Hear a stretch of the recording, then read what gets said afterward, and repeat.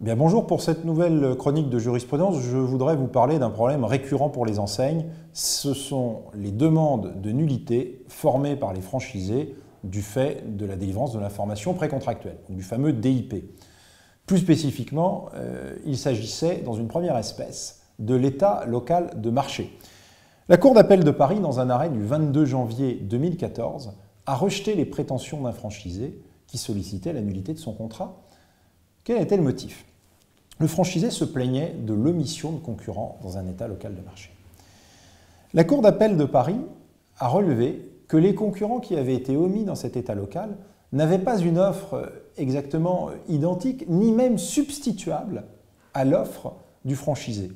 Elle a estimé que par conséquent, cette omission n'était pas susceptible d'affecter l'activité du franchisé dans ses prévisions et que par conséquent, l'information délivrée ne manquait pas de sincérité, en tout cas n'était pas de nature à affecter le consentement du franchisé.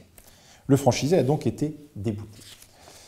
Le deuxième arrêt a été rendu par la Cour d'appel de Rennes le 21 janvier 2014 et la Cour, là encore, rejette la demande de nullité d'un franchisé qui se plaignait de l'absence d'état local de marché. Elle relève que le franchisé était commerçant sur la zone de chalandise où il avait établi son magasin en franchise, qu'il connaissait cette zone de chalandise depuis près de 6 années pour y exercer autrefois à titre d'indépendant, et que par conséquent, cet exercice antérieur implique par le franchisé une parfaite connaissance des caractéristiques de son marché local.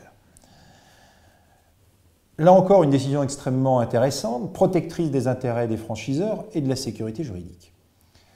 C'est une solution classique qui fait clairement le rappel de ce que le vice du consentement ne peut s'apprécier qu'in concreto, c'est-à-dire par rapport à la connaissance que le franchisé avait personnellement de sa zone, compte tenu de son expérience notamment et de sa qualification.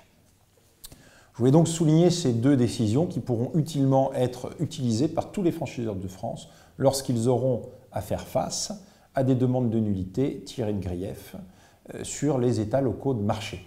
Alors merci de votre attention et à très bientôt pour une nouvelle chronique de jurisprudence.